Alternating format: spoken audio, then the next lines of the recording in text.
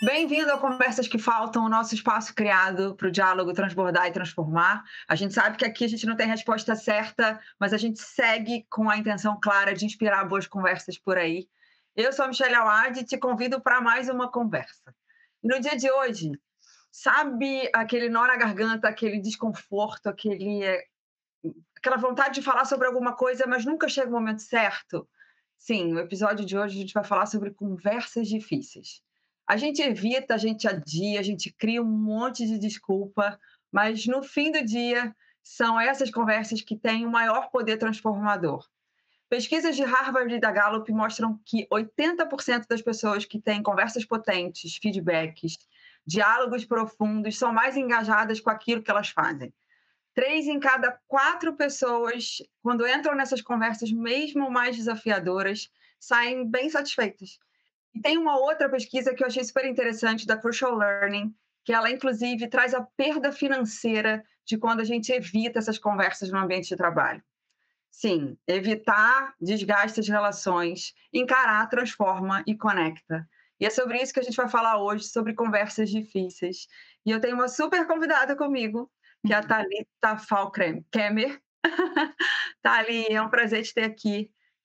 Obrigada pelo teu tempo, acho que é dedicar aí o nosso bem mais precioso nesse momento, para a gente falar de uma coisa que na nossa jornada do desenvolvimento humano é super importante, que são as conversas difíceis. Então, obrigada por estar aqui. E como é que você se apresenta para quem estiver assistindo e ouvindo a gente hoje? Perfeito. Muito honrada de estar aqui, vai ser uma conversa muito gostosa. Eu gosto de contar, meu nome é Thalita, né? Então eu gosto de contar que originalmente eu sou uma garota do interior, então eu venho de Londrina, no Paraná, e sempre fui muito interessada em por que as pessoas aprendem, como elas aprendem, e por isso eu fui estudar psicologia. E uma das coisas que eu fazia durante a faculdade era fazer preparação cirúrgica de crianças e de famílias no hospital público. Então, muito envolvida nessa área hospitalar. E aí, já na faculdade, eu fui fazer um intercâmbio na Argentina. Quando eu voltei de estudar psicologia na Argentina, eu comecei a fazer grupos operativos com enfermeiros e auxiliares de enfermagem. E aí eu falo, minha transição para esse mundo do trabalho, porque nesse momento a gente falava muito de relações de trabalho, de estresse. E aí comecei a trabalhar com recursos humanos, né, numa empresa local lá de Londrina. Até que um dia tive uma conversa comigo mesma, a gente chama isso de insight, quando a gente conversa com a gente mesmo, que foi assim, que a vida tá boa, mas não tá ótima. E aí eu peguei minhas malinhas e fui para a França, né? Não falava francês, não conhecia ninguém, então eu tinha o dinheiro da passagem e só. Chegando lá, chegando lá, eu tive que começar a trabalhar, então trabalhei como garçonete num pub, só que eu não falava francês, né? Então as pessoas faziam um pedido, eu memorizava foneticamente, eu repetia no bar, algo saía, eu levava de volta. Mas eu conto essa história porque acho que esse salto no vazio, esse salto no desconhecido, fazer sem saber, fez parte muitas vezes da minha história. E depois as coisas fluíram de uma outra maneira. Eu entrei no mestrado de Recursos Humanos Internacional na Universidade de Paris II. Comecei a trabalhar na L'Oréal, na França. Então, a experiência do que é trabalhar numa sede mundial de uma empresa internacional como a L'Oréal. Depois de 5 anos, pedi para voltar para o Brasil. E aí nossas histórias se cruzam, eu e você. Então, trabalhei na L'Oréal Brasil, no Rio. E em uma formação de liderança, eu fui tão profundamente tocada que falei, puxa, eu quero aprender mais sobre isso. E fui fazer a formação de coaching ontológico no Chile, então viajava várias vezes para o Chile. E ali surgiu a possibilidade de realizar outro sonho, que era fazer um ano sabático. Então, fiz um ano sabático viajando pela América Latina, a experiência do que é viajar sola. E, bom, aí tem muitas experiências que a gente pode contar depois. E assumi finalmente como diretora de recursos humanos da L'Oréal Centro-América, baseada no Panamá. E aí é outra experiência, né? Então, é uma experiência de muita transformação e de muita transformação cultural. Eu era a única mulher do comitê executivo, então todas as consequências que vêm disso. E o que aconteceu nesse momento foi que eu fiquei doente e não consegui o tratamento adequado no Panamá. E esse foi um ponto de inflexão na vida em que eu tive que me perguntar, outra conversa comigo mesmo, o que era importante na vida. e não era dinheiro, não era carreira, então pedi demissão e voltei para o Brasil e hoje faço o que eu faço, que é acompanhar líderes executivos e times que passam por processos de mudança. Então, hoje eu tenho uma consultoria que chama Merkis, que significa propósito, em leto, né, em homenagem aos meus ancestrais que vieram da Letônia, e fascinada pelo que eu faço, absolutamente. E moro em São Paulo, tenho um cachorrinho chamado Jojo, sigo tentando aprender a dançar forró, enfim. Tá sempre nas fotos. Jojo tá sempre nas fotos. Essa Maravilha. sou eu um pouquinho. Eu amo, amo, amo essa história, Thalia. Super obrigada.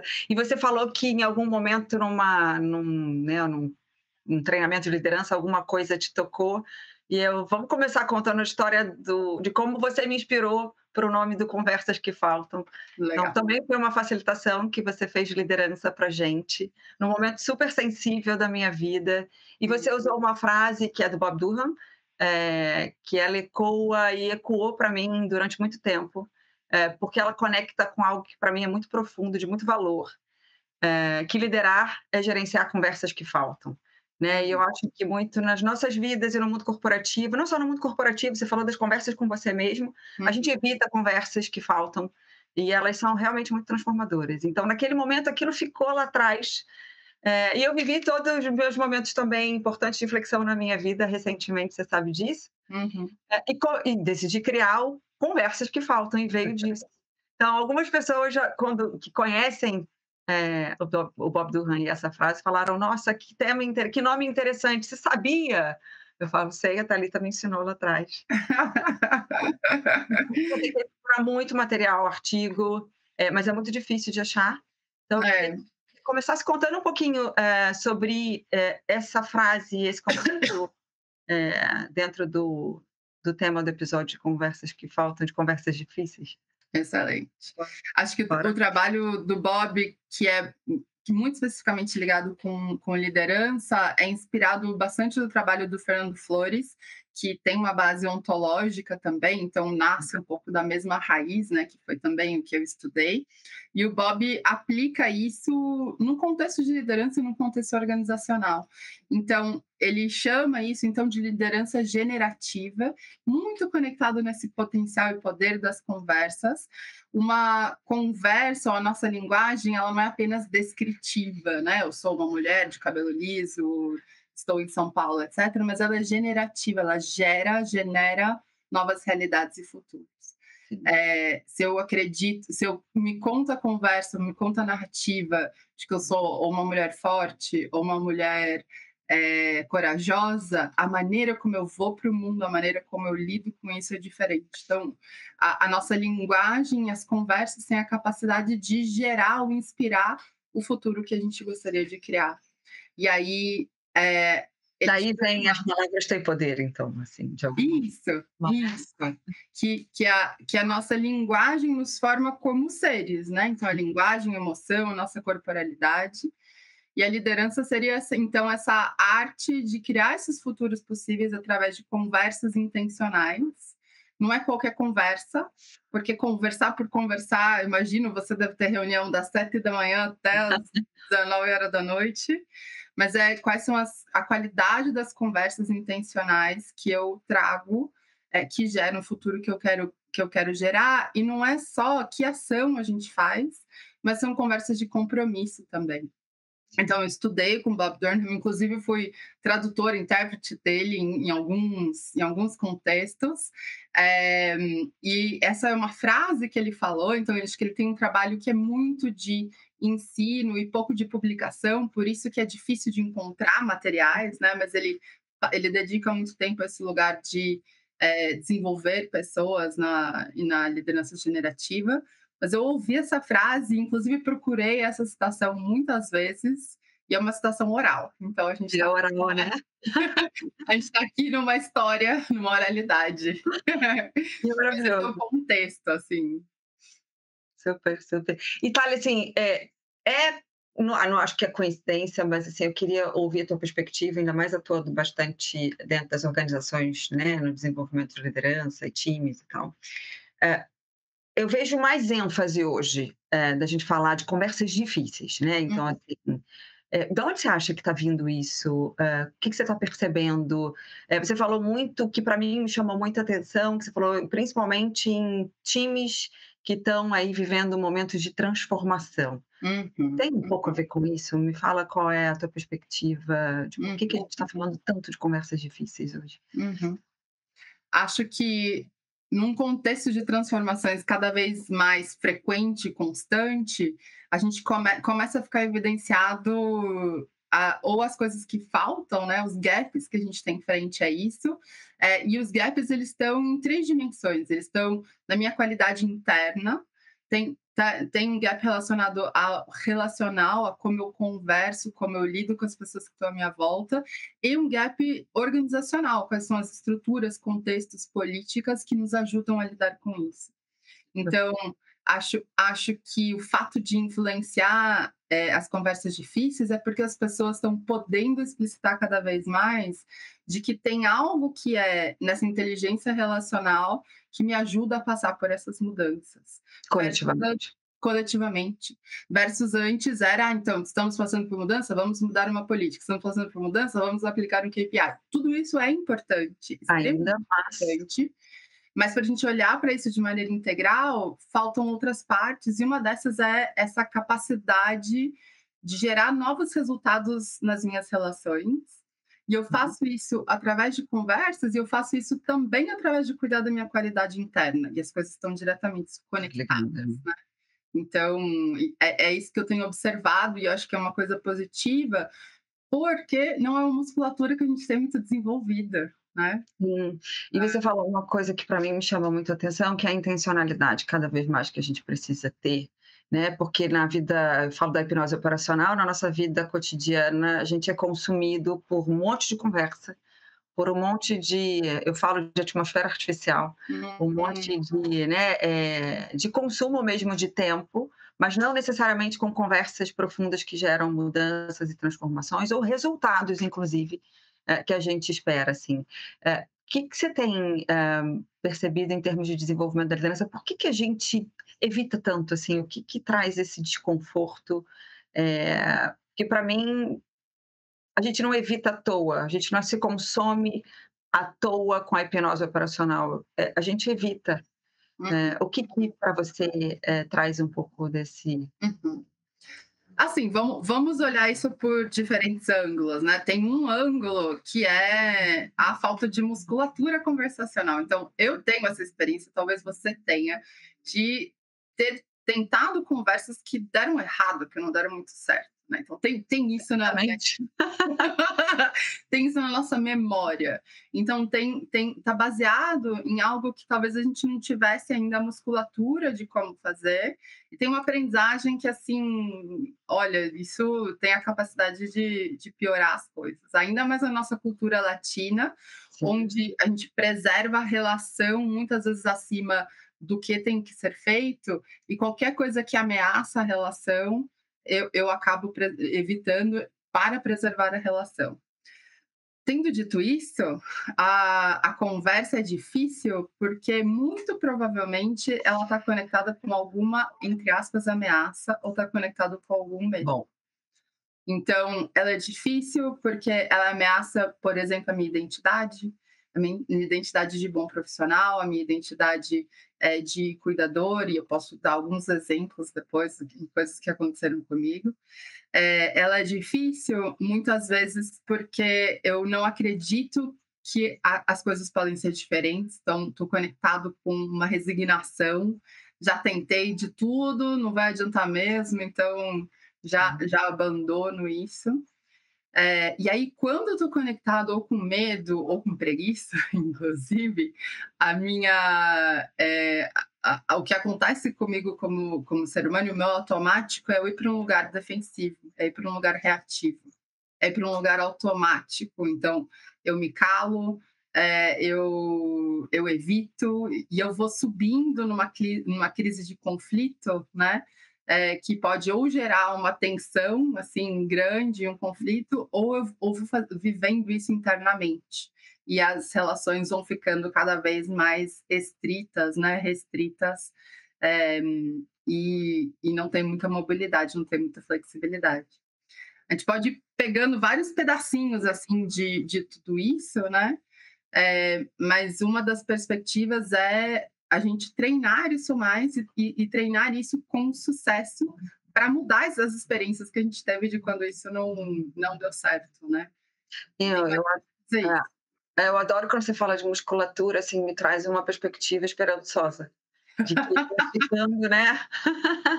A gente. E é isso, né? E eu acho que. Eu não gosto muito dessas palavras necessariamente nesse contexto, mas coragem e perder medo, né? Assim, porque a gente só vai conseguir avançar, eu acho que quando a gente praticar bastante, né, para ganhar essa musculatura que você está falando. E eu ia te pedir exatamente isso, quais são as características de uma conversa difícil? Eu vejo que em alguns momentos a gente camufla esse nome, né, nas organizações e no ambiente corporativo, a gente chama de conversa poderosa, conversa potente, conversa... Mas elas são difíceis e está tudo bem, né, que elas sejam... E elas são difíceis por isso que você trouxe, né? Uhum. É, mexem em alguns lugares que ameaçam a gente, que geram Isso. As características de uma conversa difícil, é até engraçado falar sobre isso rindo, né? Porque todo mundo teve essa experiência, né?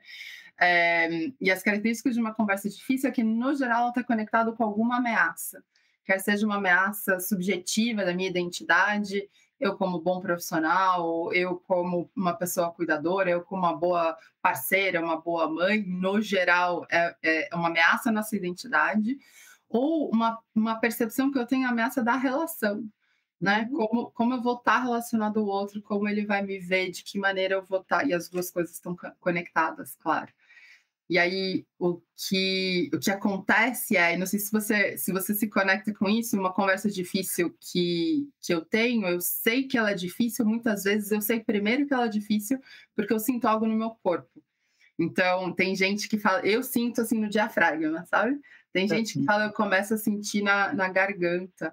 E esse é um indício que essa conversa está difícil, porque muito provavelmente ela está conectada ou com medo ou com preguiça. E essas coisas nos colocam numa posição reativa, numa posição defensiva. E aí o nosso cérebro, ele está acionado, ele está gatilhado naquelas respostas de fugir, lutar ou paralisar, e é por isso que eu vou sentindo isso no corpo. E mesmo sem perceber, mesmo sem ter isso muito consciente, a maneira como eu ajo, ela está conectada com esse espaço mais defensivo ou reativo. E aí eu não consigo olhar muitas possibilidades alternativas, e muitas vezes, ou o medo ou a raiva, elas nos dá aquela visão fixada, né? Visão de túnel, como os americanos dizem. E aí queria fazer a conexão com o que você falava sobre que a verdade é muito importante, né? Então, a verdade é muito importante, mas se eu estou nesse contexto de defesa, é possível que eu veja só uma parte do contexto, né? Então, as coisas não são excludentes, mas eu fico limitada naquilo que eu vejo se eu estou nesse espaço que é reativo e defensivo. E eu estava na preparação pensando muito numa conversa difícil e de verdade, assim, o que eu sinto no meu corpo, o que eu já senti no meu corpo. E eu te contei um pouco assim de a verdade para mim tem um lugar de muito valor. Sim. Então, para mim, conversas difíceis elas são necessárias para o meu viver. E é uma linda reflexão que, de novo, tem diversos ângulos. Um deles é, muito provavelmente, como a gente tem pouca prática de ter essas conversas, quando eu finalmente vou tê-las, muitas vezes eu vou com a intenção de resolver tudo numa conversa só. E muitas vezes isso não é possível, porque para que a conversa ela tenha um resultado que seja diferente daquele que eu já vinha tendo, os dois lados precisam se sentir escutados, né, e precisam se sentir incluídos. E às vezes chegar nesse lugar de se sentir escutado e incluído demora mais do que uma conversa, até eu conseguir chegar num espaço de cocriação e de olhar para o futuro. Então, esse é um dos aspectos, né? O outro aspecto é que efetivamente, e é o mais difícil, eu não controlo, né? Eu não consigo garantir o que acontece com o outro. Sim. Eu cuido do processo, eu cuido do melhor contexto, eu cuido de diversas coisas, mas o resultado em si é muito difícil garantir, né? De controlar. E numa conversa, quando a emoção vem para a mesa, não significa que ela foi uma conversa que não deu certo, né? Exato. E Tá. aí tem algo muito interessante que é, de novo, a gente não tem vocabulário para lidar com a emoção, Sim. que é diferente de dizer, quando você colocou aquilo na reunião, você me expôs e você me irritou. Entende que eu coloco a ação em você? Que é diferente de dizer Como eu me senti? que eu me responsabilizar por aquilo me fez me sentir irritada, eu me senti exposta. Então, faz muito sentido eu trazer aquilo que acontece comigo, porque gera conexão, gera vulnerabilidade, mas a gente ainda não aprendeu a como trazer isso de maneira a se responsabilizar pelo aquilo que eu sinto, né? Eu coloco no outro a responsabilidade da ação, Do muitas que ele me vezes. gerou, né? Uhum. Essa é uma dos elementos que é importante para isso.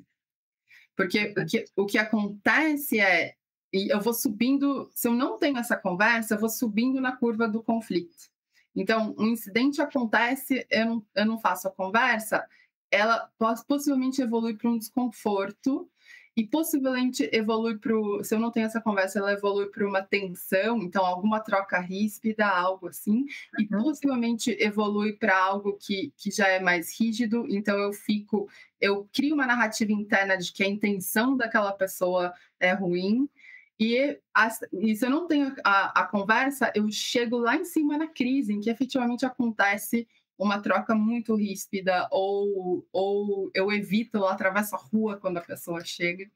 Então, se eu não tenho essas conversas, se eu não cuido disso, a probabilidade é eu ir subindo nessa curva de conflito. Isso vai se escalando de alguma maneira, quer seja externamente, explicitamente, algumas personalidades têm isso mais à mão, mais fácil, quer seja internamente, né? E eu vou entrando num lugar do calar, que é diferente do silenciar. Silenciar é quando eu não tenho nada para dizer. O calar tem um monte de coisa para dizer, mas não falo. Fico numa conversa interna aqui, ó, da intenção da pessoa, do incidente que aconteceu, porque 3 meses atrás. Confirmando as hipóteses, né, mentais que a gente cria sem Exato. necessariamente trazer para a luz, né? Agora tem uma coisa que você falou que me tá aqui, ó, dentro de mim. Uma coisa é evitar as conversas ou por medo, né, por essas ameaças que você falou, mas me impactou quando você falou da preguiça. Uhum, uhum. E assim, né, e nas relações profissionais eu vejo bastante da preguiça também. Isso. Como a gente muda isso, Thalia, assim, o que que faz a gente, ter essa preguiça aqui, sabe? E a preguiça é a vontade de não entrar em contato, certo? Não querer entrar em contato com algo que é desconfortável. É, Ou já desistir, talvez, também, que dá às preguiça? vezes é. Tá, Às vezes, e por isso que é interessante se perguntar assim, qual que é a emoção que está conectada com essa conversa? Se é raiva é uma coisa, se é medo é outra coisa, se é preguiça, muitas vezes é porque eu estou nesse espaço me desconectando dessa relação, né? Não, tipo, eu faço a conversa interna de não vale a pena, certo? E sim, principalmente está conectado com a resignação de nada vai mudar, eu não tenho impacto, eu não tenho possibilidade de ação. Então, tem uma mudança de perspectiva interna que é acreditar de que sim, pode ser diferente. sim, Acreditar de que vale a pena para mim estar num contexto autêntico nessa relação. Acreditar que algo pode mudar, nem que seja qualitativamente, um passinho, mas que me libera ou que gera muito mais energia, muito mais potencialidade nessas relações. Então, lembra que eu te falava que tem um aspecto que é da minha qualidade interna que impacta na minha sim, qualidade relacional? Acho que para qualquer conversa difícil tem essa exploração interna primeiro, que é está conectado com o quê? Sabe? Está conectado com raiva, está conectado com medo, está conectado com preguiça? Porque isso muda muito qual estratégia eu posso usar para ter essa conversa. E montar uma estratégia para uma conversa difícil é perder a autenticidade para você? Método é um caminho para, né? Tá, Então, o método é a rodinha da bicicleta, que eu uso tá. para ganhar maestria e depois eu vou ganhando o meu espaço. Uhum, Exato. bom. Se o meu espaço autêntico tivesse super funcional, eu não estaria tendo crises ou conflitos. Então, visto que o meu autêntico muitas vezes gera resultados que eu não quero, eu preciso, às vezes, trabalhar em ganhar novas habilidades, né? Sim.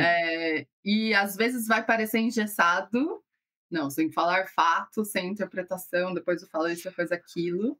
Mas, de novo, eu pareço redundante, só um pouco. Tem a ver com ganhar essa musculatura, porque daí eu vou ganhando o meu jeito de fazer e a minha fluidez de fazer, né?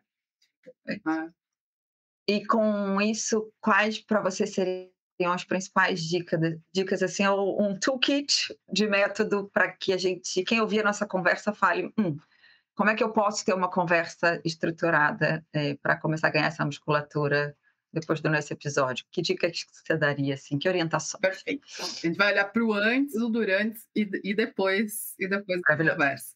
Tem um antes que é uma preparação que e acho que você tocou esse ponto, que é eu estou preparada para ter essa conversa? Eu estou Uhum. preparado para estar aberto a que venha uma nova possibilidade?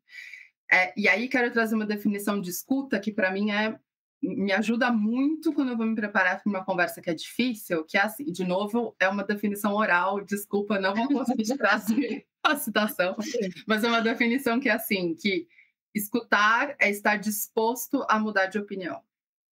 Se eu entro numa conversa difícil com essa abertura de que, caraca, talvez eu possa olhar para isso de uma outra perspectiva que eu não olhei ainda, é um check interno da minha escuta, né? Tá. E aí tem um outro espaço de preparação que é assim, qual que é o custo e o benefício de ter essa conversa e qual que é o custo e o benefício de não ter essa conversa.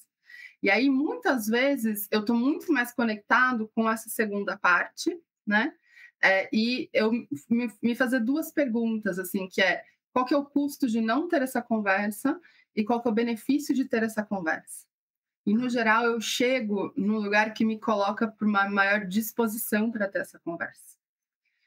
E aí eu consigo prepará-la, né? Então, uma das coisas é cuidar da escuta, então estar disposto a incluir o outro na situação.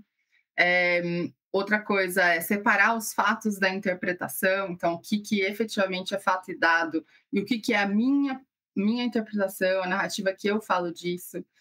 Trazer as suas emoções, certo? E principalmente no espaço de cocriação da conversa estar focado do presente para o futuro.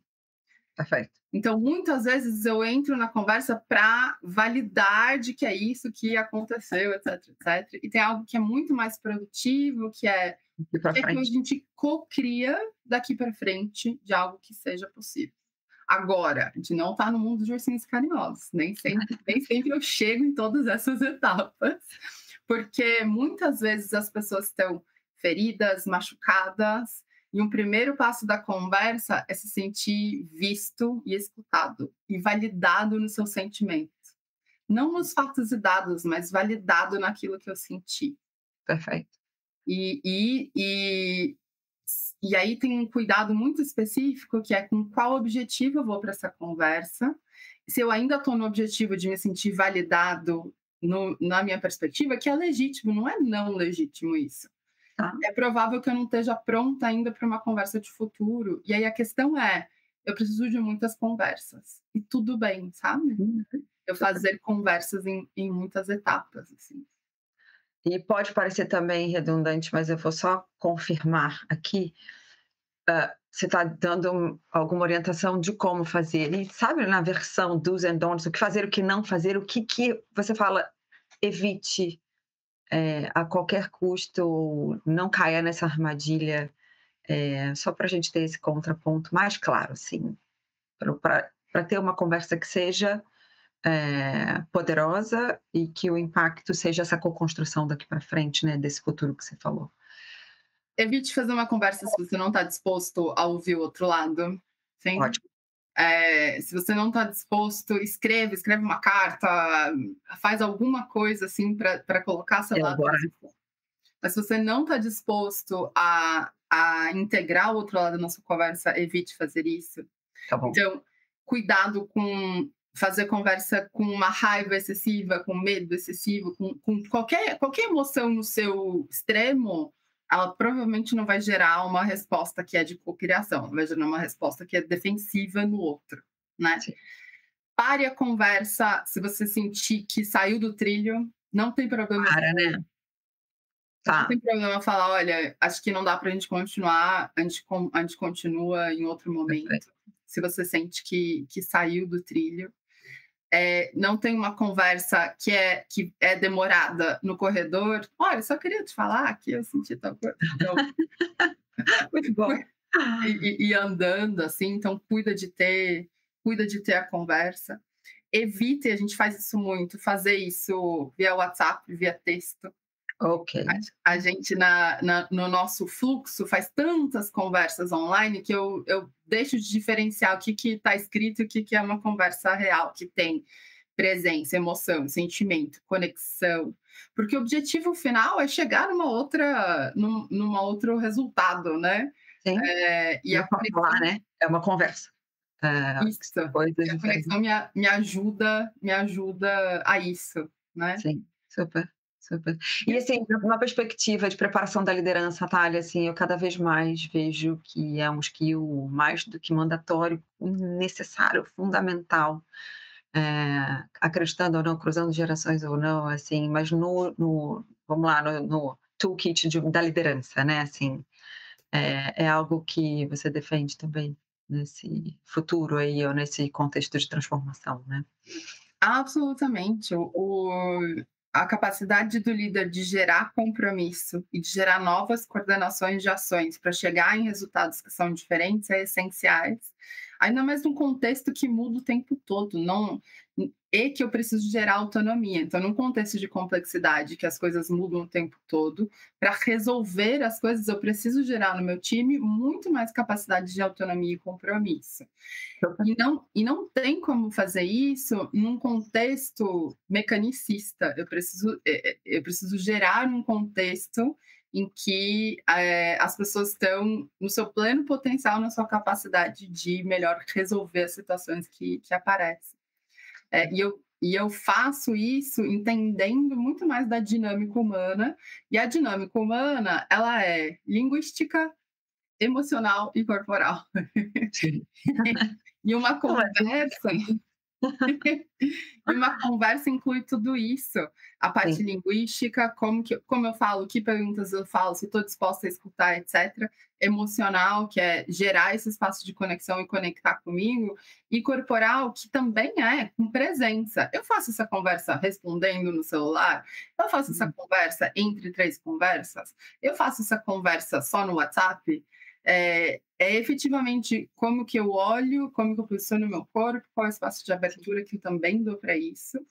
Então, os líderes que vão ser mais adaptativos a esse contexto que a gente está vivendo vão entender muito mais da dinâmica humana. E aí, de novo, a dinâmica humana ela é linguística, emocional e corporal, né? Maravilhoso. E assim, a gente, né, discutiu muito aqui o poder das conversas difíceis, bastante no cenário profissional, mas eu brinco que a minha grande parceira de marketing desse projeto, ela fala em algumas conversas de pauta, ela parece até simplista, mas ela fala, como é que você resolveu isso conversando? Como é que você resolveu isso conversando? E eu acho que o poder da conversa, ela, né, extrapola, está nas relações, né, Thalia? Então, Totalmente. todas absolutas, maternidade, família, casamento, relações amorosas, assim, eu acho que para criar relações, conexões duradouras, essa habilidade não é uma habilidade exclusiva profissional onde a gente tem que treinar, né? Não. Eu lembro que eu vivi um ressentimento pequeno com uma amiga durante anos, assim, e demorei anos para ter essa conversa. Eu tinha ajudado essa amiga a conseguir um emprego, que era um bom emprego, eu tinha realmente me esforçado, e ela deslanchou, assim, fez muitas coisas na carreira, estava maravilhosa. E durante anos eu vivi um ressentimento, Só pra porque te agradecer dali. é isso. Uhum. E aí, finalmente eu consegui ter essa conversa com ela, eu falei: "Olha, eu senti que você nunca me agradeceu, que você não me agradeceu". E ela falou: "Caraca, eu não senti isso, mas eu sinto muito e quero te agradecer. Isso foi muito importante para mim. Eu reconheço o seu papel nesse momento da minha vida". E me limpou aquele sentimento, aquela relação, sabe? Absolutamente. Olha Limpou. que interessante. É. Aí, era uma conversa que faltava para a gente estar num lugar de fluidez, sabe? Sim, sim. Então, com certeza, é em todas as Agora, dinâmicas e aspectos da vida. maravilhoso, Thali. É. Alguma pergunta que você queria ter respondido que eu não te fiz ou que não apareceu na nossa conversa?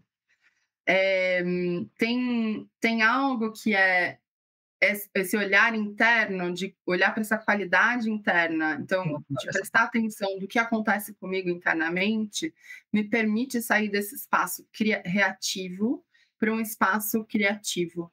E aí, criativo é muito mais conectado com a emoção de criatividade, de coragem, de amor, se você quiser, de esperança, né? Então, eu sair dessa qualidade interna do reativo para o criativo é um dos elementos também de sucesso que me permite construir e criar esse futuro. eu amei. É, sim, Sim, né, assim, porque de novo tem você e você com o outro, mas você com você é fundamental para que nessa relação com o outro, o melhor apareça, né, então eu gosto muito, muito dessa perspectiva. Super sim, obrigada. sim. Super, super obrigada. Ai, obrigada a você. Estava com saudade dessa conversa. Sim, muito bom essa Ah, conversa. muito tá. Obrigada pelo teu tempo. Eh, a gente termina aqui mais uma conversa e super obrigada de novo, Thali. E parabéns por isso, porque eu sinto que tem muito coração e tem muita vontade, né? Sim, E, sim. e, a- e de abrindo novas conversas. Então, parabéns, Lembra da muito posição legal. subjetiva radical que eu te Sim, mandei lá no início? Sim, sim. eu quero promover essas conversas, porque assim como você, eu acredito nelas, assim, profundamente, no poder transformador delas, onde a gente estiver. Então, super obrigada. Se essa conversa fez sentido para você, espalhe ela por aí. A gente está no Instagram, no YouTube, segue lá Conversas que Faltam. Super obrigada. Um beijo, Thali. Sucesso. Beijo. A gente se cruza daqui a pouco com conversas. Tá bom. Um beijo. Beijo, beijo. Tchau, tchau. Tchau, tchau. Conversas